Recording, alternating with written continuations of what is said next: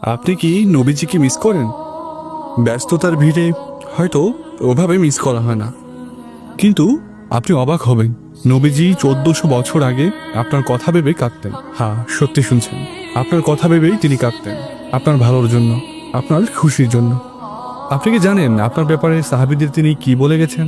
তিনি বলেছেন, আমার ইচ্ছা হয় আমি আমার ভাইদের দেখব।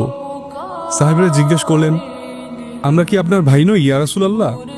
তিনি বললেন, তোমরা আমার সাহাবী, আমার ভাই তো তারাই যারা আমাকে দেখেনি অথচ আমার প্রতি ঈমান এনেছে।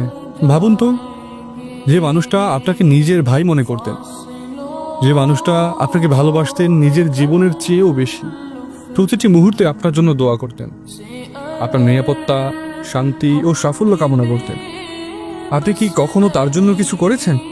কখনো তার চোখের অশ্রু, তার হৃদয়ের ভালোবাসা অনুভব করতে পেরেছেন?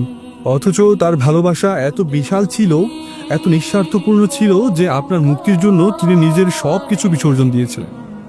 আমি, আপনি হয়তো ব্যস্ততার কারণে তাকে ভুলে থাকি, অথচ হাজারো প্রতিবন্ধকতা ও ঝুঁকির মাঝেও তিনি আপনাকে কখনো বলতেন না, আপনাকে স্মরণ করতেন হৃদয়ের গহীন থেকে। আজও যদি আপনি শুধু এক মুহূর্ত থেমে তার কথা মনে করেন, তার ভালোবাসা অনুভব করেন, আপনি পাবেন সেই শান্তি যা পৃথিবীর কোনো কিছুর সঙ্গে তুলনীয় নয়। আপনার হৃদয়কে স্পর্শ করবে সেই করুণ আর্তনাদ যা 1400 বছর ধরে বয়ে চলছে। আপনি অনুভব করবেন সেই ভালোবাসা যা কখনো শেষ হয় না।